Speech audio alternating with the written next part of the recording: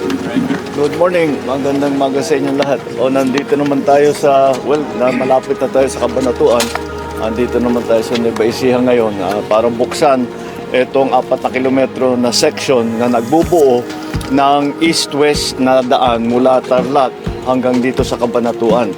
At ito ay kasama ulit doon sa ating instruction na buksan lahat na maaring buksan na ng mga connector road para maging mas mabilis ang daloy ng traffic.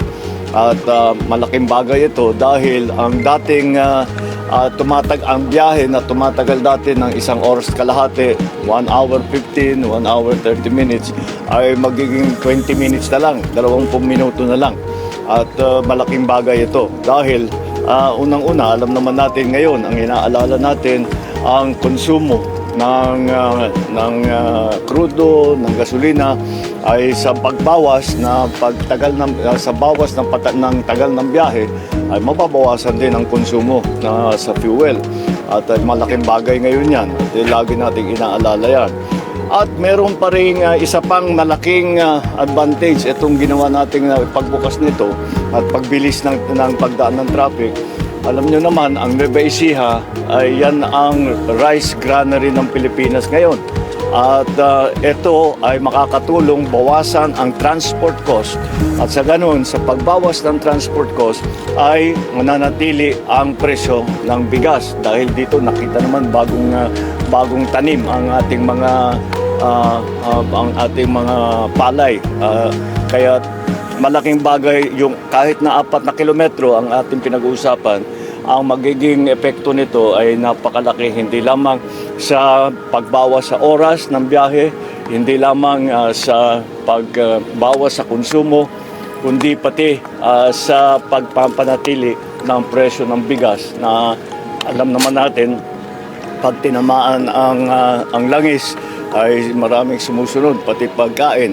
Kaya yan ang inaabangan natin at inaalala natin at binabantayan natin ng mabuti. Ang dadaan dito ay mga siguro 11,500 na tao na vehicle.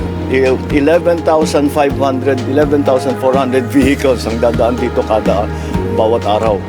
Kaya't malaking bagay itong binubuksan natin. Kaya patuloy natin ginagawa ito para maging mas madali ang pagbiyahe ng tao at maging mabuksan na natin dahil kung pupunahin ninyo ang mga highway natin, ang takbo north-south. Ito ang isang, pag nabuo ito, pag nakaabot na tayo hanggang sa east coast ng Luzon, ay ito na yung pinakauna na east-west na daan, na highway.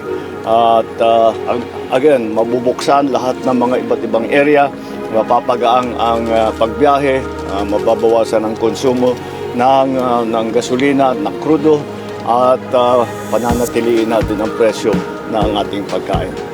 Maraming salamat. Patuloy po natin. Itinutuloy ito. Libre po. Nga pala, nakalimutan ko. Merong karagdagang magandang balita. Dahil itong kalsadang ito ay siguro hanggang Disyembre ay toll-free ito. Kaya libre muna. Kaya pwede nang dumaan ng mga iba't ibang truck. Para pwede na silang marelebo natin pati ang traffic sa MacArthur. Para yun, ulit, bibilis. Basta't bumilis ang biyahe, nababawasan ang bayad sa konsumo at yung produkto na dinadala ng ating mga truck ay hindi tataas ang presyo. Kaya yan ang malaking epekto dito. At hindi lamang dito sa daan na ito o hindi sa mga iba't ibang daan na nakapaligid dito sa ating binuksan ngayong araw. Mr. President, so may we know your plans lang po for the Holy Week? For the Holy Week, I will spend a few days in Ilocos Norte. Alright, magandang umaga sa inyo lahat. At nandito naman tayo at nagbubukas ulit tayo ng isang connector road. Ito ay magbubuo ng koneksyon mula sa Cavitex hanggang sa C5. Itong section na ito ay Parañaque hanggang Taguig it's a 2-kilometer section at ang dadaan dito mga 36,000 na vehicles ang dadaan dito Kaya't malaking bagay ito kasi madidecongest, mababawasan ang traffic doon sa mga maliliit na kalsada dahil dito na lang dadaan. At yung biyahe na dati ay 1 oras kalahati, magiging 15 minutes na lang. At napakalaking bagay yan dahil sa malaking savings sa oras ng mga commuter, unang-una.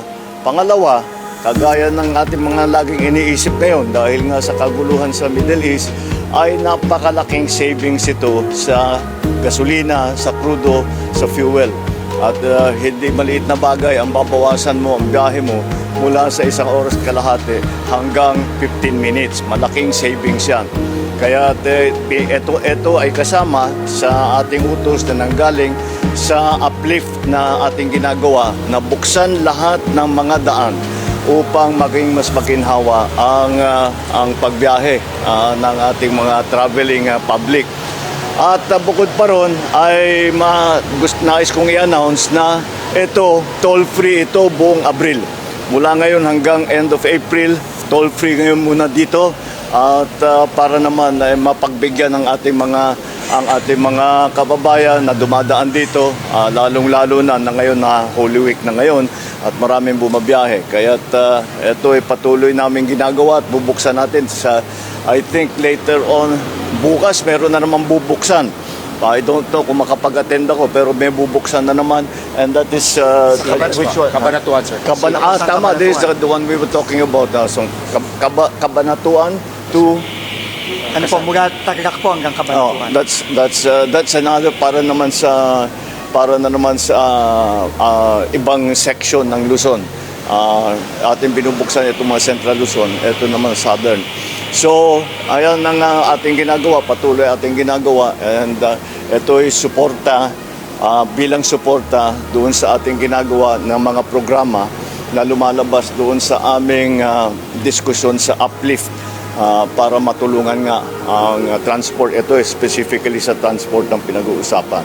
So, patuloy natin gagawin ito and dahil nais natin talagang maging mas mabilis, mas maginhawa at mas ligtas ang pagbiyahe ng ating mga kababayan. Thank you.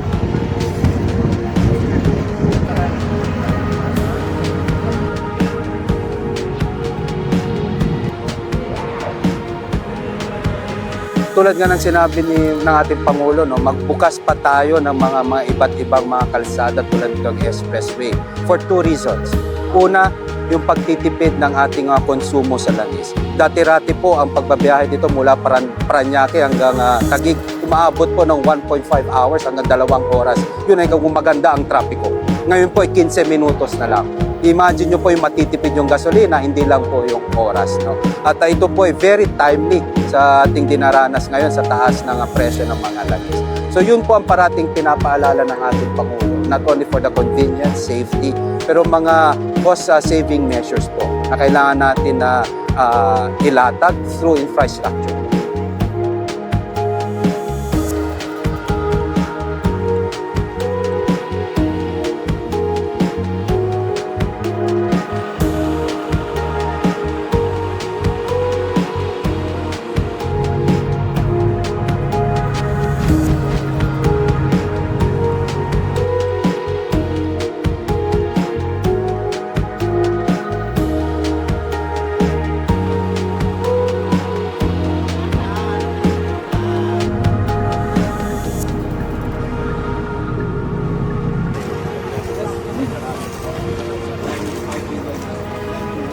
Sabi po, ngayon 15 minutes. Sabi mo.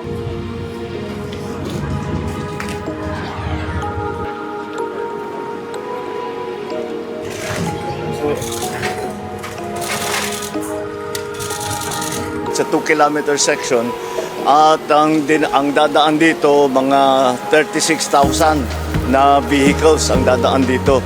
Kaya't malaking bagay ito kasi madidecongest, mababawasan ang traffic doon sa mga maliliit na kalsada dahil dito na lang dadaan.